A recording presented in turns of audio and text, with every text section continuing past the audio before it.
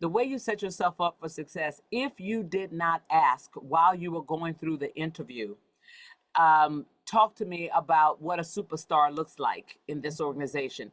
Talk to me about the last person you fired. Talk to me about why the person before me did not do well in this job, or what were the circumstances of why this is an opportunity now for me, right? And notice the way I'm saying it, right? With the smiles and the mannerisms, etc. If you didn't ask that while you were interviewing, now you want to go and ask your new boss, say, I'm real excited to be here. And I'd like to understand how you are thinking about success in this role. If you had to paint me a picture to say in 90 days, I'm going to say this person is a superstar, or they're looking like this, give me what those adjectives are. How would you describe that person?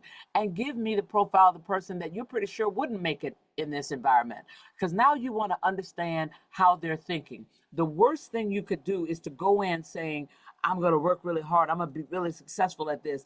Because if you don't know what they value, then yeah, you can work really hard, but you will not be rewarded because you're delivering that which is hard work, maybe good work in your mind, maybe value add.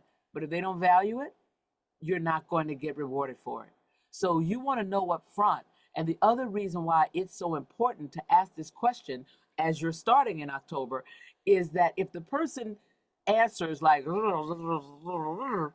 now you know, uh-oh, there's not a real clear view about what success looks like in this role, so I need to define it. So when you say, what does success look like in this role, always have a straw man ready. So if they go, you can say, I appreciate that, and I know it could be a lot of things, but before I started, I was thinking that success might look like this. This is what I think an A plus looks like in this role. Now you are inviting them to react. And remember, when you ask the question, what does success look like? They may not be able to respond, but everybody can react. So now that you've said, this is kind of what I think it looks like, now they'll say, oh, A, B, C, D, and E. I agree with you on A and B. Absolutely, that's a must. C, we don't really care. D, that's for sure. But E, yeah, E is important. And you might want to think about F and G. So when you leave that conversation, you've gotten that person to define success. That's number one. The second thing I'm going to tell you, I don't know exactly where you're working with him, Morgan Stanley, but in certain areas, the relationships are key, and especially in wealth management. So you're going to want to get around in your first 30 days of shaking some hands. Hey, I'm Susan. I'm working in blah blah blah. I'm happy to be here. How long have you been here?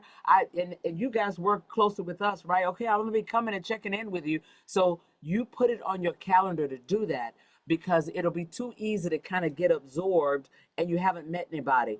And if you can't tell me that you have touched at least 6 to 8 people, 6 to 10 really, in those first 30 days, you're behind.